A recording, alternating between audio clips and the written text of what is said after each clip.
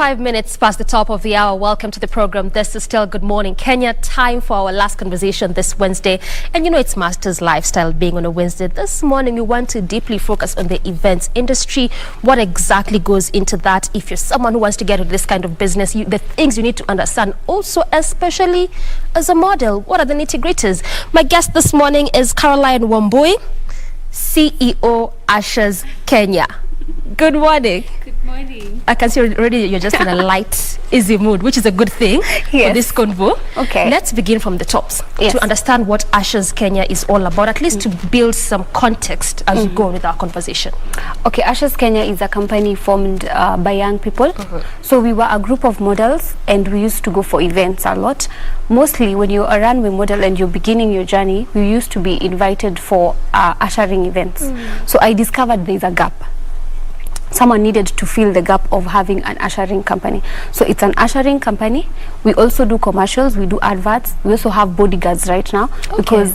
Because sometimes you have a client who's very high-end, so he wants ushers and bodyguards. So that's basically Usher's Kenya. Okay, so is it just all about ushering, or there's something more to that in Usher's Kenya? So what we do also, if you have an event, so you give us your concept, we can also help you in managing it, all the way from ticketing to sales, selling of the event out there, marketing it. So it's basically a whole event, but we call ourselves Usher's Kenya. Yeah. Usher's Kenya is a tag name. Yeah. You know, when you tell someone Usher's Kenya, because you really do a lot of things, and we'll get into also the history behind you doing all these things. Yes. But someone might think, is it just only ushering that you do, just going by the name? So really, what informed the choosing of this kind of name? Because again, in a business, the name is one of the important things that someone needs to think of. Yeah. The reason is there are still very many modeling agencies in the country, and mostly you find that models are used to usher. Okay. You actually move from a modeling agency and then you do promotions and all this. Then I discovered if we had an ushering company, specifically not for runway but for ushering, it would, of course, people would learn that there is a difference between ushering and modeling. So that's why we came up with that one. But the fact that we're called Usher's Kenya, we deal with the whole package of planning your event, the decor part, if in case you need our help, because there are others who definitely have everything sorted, but in case you need our help, we will help you manage it, plan it, sell the tickets, and then usher in the whole of the event out of it. All right. I like the part that you also manage and plan, and we'll get into that a bit again to understand what really goes into managing an event, planning an event. Also for our viewers perhaps want to get in this kind of business to understand what really goes into it. But also you are a commercial model. Yes. So was that also part of what formed the basis or the idea behind you beginning such kind of a company? Yes, I began as a model in 2016. That time I was doing runway. Then I discovered runway does not pay. Haina shilingi. Haina pesa. Yeah, and then back then I used to do it in Meru, because mi nimesomea Meru. So in Meru it was not that of a hassle you get, but when you go to commercial you would get small adverts, events. So that's how I got my channel into Usher's Kenya now. Yeah. Aside from that money bit, because again, for young people, money is always a thing. Yes. You know, as in Kenya, hakuna pesa, how will I stay? You know, there's always that mentality. But aside from that money bit, because again, there's a lot that really happens in the events industry, and especially for models. Yes. So aside from that money bit, also what really informed you from just moving from runway to just doing commercial per se? As you've said, runway does not pay, because if you can even think how many events have been in the country in the last 1 year which were runway, and then you can imagine how many models we have in Kenya. Every school, every institution has a model. There are very many models in the country. So if you're seated in your house and you just want to be a runway model, my friend, utasafa. So for me, shifting from runway to commercial, first it was because of money, definitely. The second thing, there's some fulfillment when you see an idea. Let's say if you tell me I want to push this brand out there, and then I come up with the concept creation, we create together, we push it, and then you see it out there. But on runway, it's just wearing the cloth, running, going on the catwalk, coming back, giving back the designer the dress, and it's just a pretty face which does not have much according to me. It might be different to others, but according to me, runway was not my thing, because it's just a 5-minute thing and you're done. for me, the idea of creating something and then seeing it go all the way from zero into a brand, that is commercial for me, and that's why I chose this. Okay, from the concept idea to the brand. Yes. Okay, Carol, I'd also like you to speak especially to young upcoming people who want to get into this kind of industry in the event space, either perhaps as a CEO or even as a model, because off camera you are telling me how sometimes it's still difficult up until now that brands, that client still have a preference, and they're in Africa, in Kenya, and they really want lighter tones.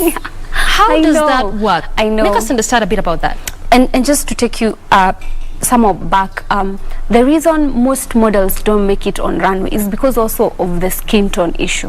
Because if you look actually at the international runways that we have, they have very dark skin tones.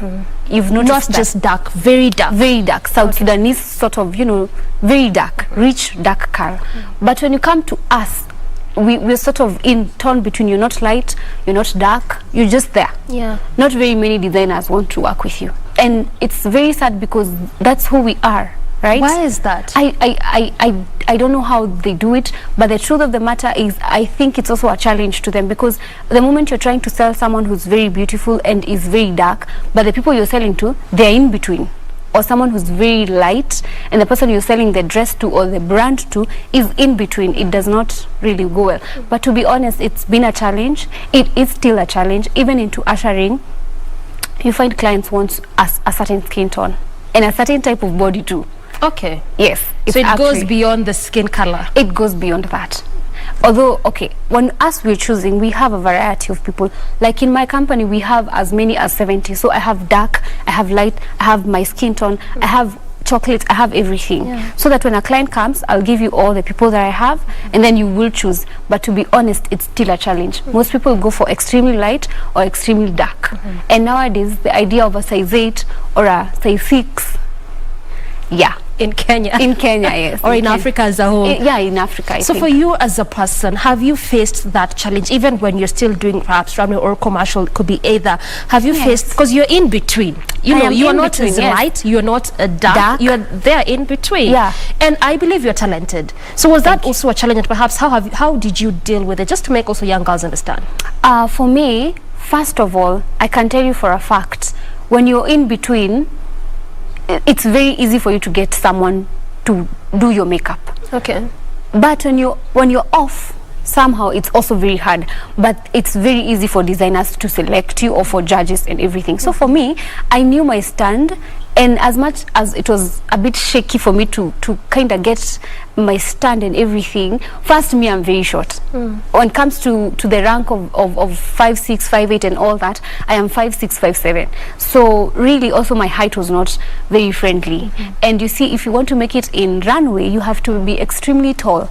So for me, I knew it. For me, I was just there for the extremely crown. Tall and either dark or light. Exactly. So for you really had a really big challenge. I had a challenge because I am 5'6". Actually, nikitoa viatu I'm 5'6", but nikivaa viatu I'm taller, 5'8" and plus. Okay. So for me, I knew. For me, when I did it, I knew for me I wanted the crown. I wanted to change people's lives, because you see, when you're chosen as a model, because for me I was a crowned model, I knew my target was to change someone's life, and I did it. I did it in Meru prisons. I did it in the community. I mean, I had my path, but I knew at some point I would shift.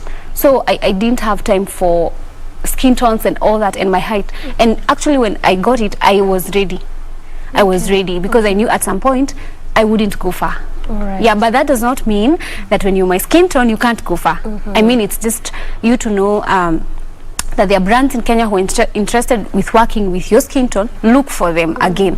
Push your brand out there, because also it's a challenge. Young people want to sit, tweet and post and everything and just be seated and expect someone will actually spot you. Yeah, you have to go out there and sell the idea, just the way we're saying here, that people need to like us. I mean, our skin tones, dark people or light, you have to make these brands like you.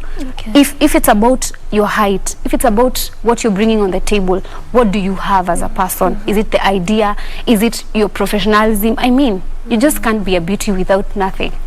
Yeah. And I think that was very important for me to ask, because there's really a lot that always goes into the events space. Yeah. Someone just thinks perhaps it's just planning an event and that's it. But there's those nitty-gritties, perhaps Yes, getting yes, a yes, model. yes. And the way you're mentioning, some clients will actually even go ahead and tell you, this person looks talented, but because they're not light, Exactly. no. Because they're not extremely dark, but also, you know, from just your encouragement, at least you're making us understand that go for the brands that will appreciate or that will like you in between kind of skin tone. True. And also, if you feel you want to work for a certain brand, let's say, take for example my company, if you feel I could be of help to Caroline, this is something I would do, convince me. Okay. Because you know, everywhere, in every big company, someone is seated. You're seated here. If I want your seat, I have to be better than you. You get my point? And I have to prove to your CEO that I am worth the chance. So you have to prove it. I can also do it, exactly. Okay. Yes. So it at the end of the day, it also goes beyond. Exactly, it goes beyond. You have to do your part, play your part, and I mean, fight every day. At some point, I know our country, our continent is growing. Tutakubalika tu at some point. But reality on ground right now, this is how it is. So try and find your space. Yeah, exactly. Okay, so really, what goes into your mind as you perhaps go choosing or getting, you know, the models or even your employees? Is it their skills? Is it training? Is it education? Because again, we keep thinking that if you want to get into events, all you just need is talent, maybe. Not really. Okay. For me, the fact that we are an ushering company, we are more of a modeling agency, because we recruit you, we train you. You have to go through etiquette training, customer care. I mean, it's a whole process. So if we recruit you today, the first 2 months or 3 months, you are on audition jobs. Okay. Or you're on training. That's how we call them. We call them audition jobs. So as much as you're coming, yes, we will pay you, but we are auditioning you from what you've been trained. And they'll be paid? Yes, they will be paid. They will be paid, yeah. The only thing is, I cannot pay you the much, you understand? I can't pay you because I don't really trust you, or I haven't seen. It's like an audition job, yeah. But when I'm choosing people, first I have to look at my customers, because for me, I do auditions after every 8 months, because people just keep coming, So what we do, we choose people depending on, first, their, of course, how you look, not really your looks, but your appearance. You see, as a model, you have to maintain yourself, you have to at least be presentable. Exactly, be presentable. Yeah. You have to have a lot of etiquette. As much as most of my students, or currently my students, they're from hospitality classes, because they're very easy to train. They already know how to deal with guests and everything. But also you have to have a touch of makeup, and you can apply on yourself. I mean, it's a bit of, we actually do auditions on county to county. Okay. Yes, and we also have branches here. We have branches in Tanzania. So the girls we have in Tanzania, they are way different than the people here, because of the clientele over there. The people we have in Uganda, they are way different from what we have here, because you can't go to Uganda and you tell them, I want this specific nataka Waswahili. Why will you get Waswahili in Uganda? You can't go to TZ and tell them, I want South African girls, I mean South Sudanese skin tone. You get my point? Yeah. So it's sometimes you choose depending on nikona nani, who are my clients right now, what do they want. That's when I choose. So also the clientele informs. Exactly, yes. Yes. And also I really think that was again important, because we always have this notion that if at all you are in events, arts, entertainment, you don't need an education background. As long as I'm talented, I'm good to go. But just from your explanation, that also you're telling us that you also go for people that perhaps are, have that hospitality background. So again, it still means that education is an important factor. It is, because you can imagine having a beautiful person who does not know how to communicate, who does not know how to be humble and nice to guests. Because anyway, can you imagine being in an event and you're hosting probably a PS or a dignitary, and this person is told, please go get for me a glass or something, and they do not understand the types of wines that are there. Yes, they are beautiful. Yeah, but it's like being just beautiful, but you don't know how to talk, you don't know how to express yourself. It's just dangerous. Yeah. So this thing goes beyond. It goes beyond. You have actually another thing. Now we are at a point where I'm recruiting, and I need you to know at least three languages. Kiswahili, English, and one local. such that if I'm in Kisumu, I need someone to understand, because I might not understand Luya or maybe another language, but I might understand Kikuyu or Kimeru or something else. So if I go to that area, I need someone who understands. You get my point? Yeah. Because probably it's a wedding. I need the guests to feel they're being served in their own language, to feel comfortable. So you need to at least be fluent in 3 languages. Your local, Kiswahili, and English. And an extra language. Yeah. Makes a lot of sense. So if you really want to get into this kind of industry, events, from Carol herself, at least now you're understanding what this entails. It's not just about talent per se, not just about beauty per se, but it goes beyond. There's skill, there's education, there's expertise. She's giving us all the nuggets in regards to that. You also mentioned a bit about management and planning of an event. And I just want to understand from you, perhaps also from previous experiences, have you had to actually manage an event on a budget? And how did you do it? Okay, first of all, let's just take this conversation just kidogo nyuma. Okay. There's also an issue of people want beautiful people. People want beautiful girls, handsome gentlemen, and I mean all dressed, but you don't give me the budget. That is a challenge, because nikileta Usher's kwako, you're launching a product. You need me to brand them your logo. The same outfit siwezi nikapelekea mwenzako. You get? So that is obviously in most cases a challenge. So what I do personally, I have dresses and suits for like specific colors, like black, blue, white, because hizo ndio najua ni zile nyingi watu watataka. So what we do, if I have a client and they hawafiki bei, you know what so what I do is I pick my company clothes, the ones that are not branded, and then I tell you, can you just make badges? So you make a badge which reads your company logo. So that's how I manage it, because obviously PR with Corona and everything, I mean, people don't have a lot of money to spend on events. Also, I work with my group members. They're a bit, so you need understanding or something. So sometimes you work with what you have, but for sure I will give you what you want. I might not get to the standards that you want because of the money part, but I try my best, and it happens, especially in Africa, in Kenya right now.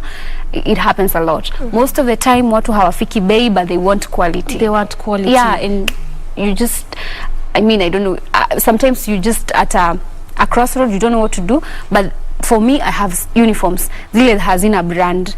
So ikifika, you want, probably your color is theme color of the event is purple.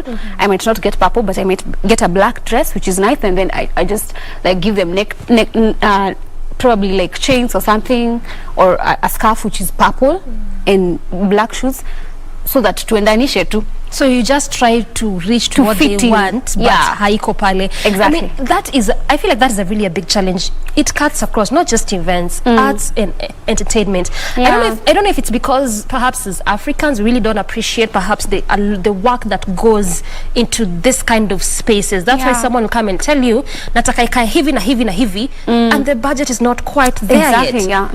And you also find that most clients, they also don't understand that for me to, let's take for example, for you to look that beautiful, there was a makeup artist, you had to buy some shoe, you have earrings, and you can't put on the same shoes and the same earrings, and the makeup artist has to appear tomorrow. So people expect you to bring in ushers or whoever you're bringing, but they don't understand this person ametoka nyumbani, amekuja aje, ameva nini. And then for me as a brand, I don't want just my group to be out there. They have to look a certain way. So I have a makeup artist, I have rescue media which helps me in photography and everything. It's a whole package. So you find that most people hawataki kulipa, na pia mimi as a brand, I don't want to take my group out there in a car too. Like, you get my point? So it's a challenge, but we're evolving. Kidogo kidogo tu, we're evolving.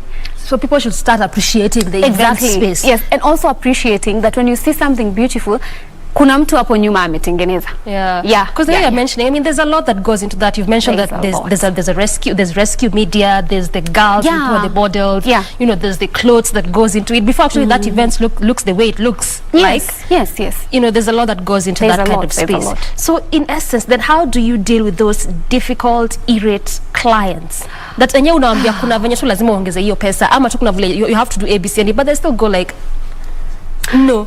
Or just, you know, there's some people that are really just difficult. Talk about difficulty. There are even people, the client is difficult, the guests are difficult, the events manager is difficult, I mean. And you're supposed to be in and try and... Yes, and at the end of the day, the ushers are the face of that event. Because the guest hajui that if I wasn't paid well, I need to treat you well. So anakuja ako arrogant, and you still have to smile and be like, hey, karibu, and all this is what we're offering and all that.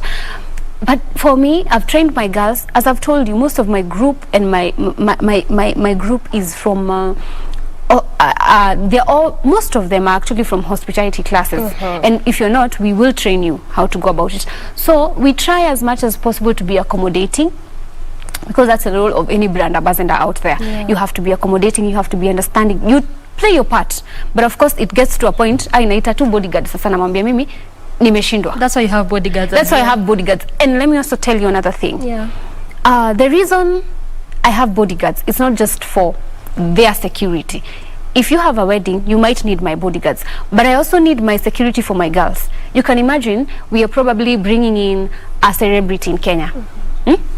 So everyone is all over the celebrity. My hostesses are there, and of course this as they're trying to reach the celebrity, they're also touching my group.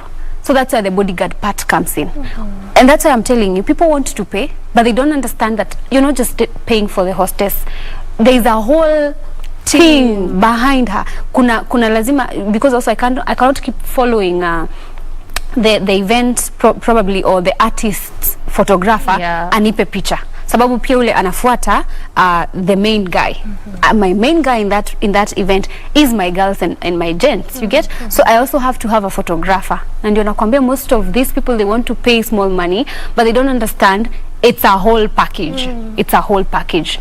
Yeah. So if you want to get to this kind of space, you have to be ready.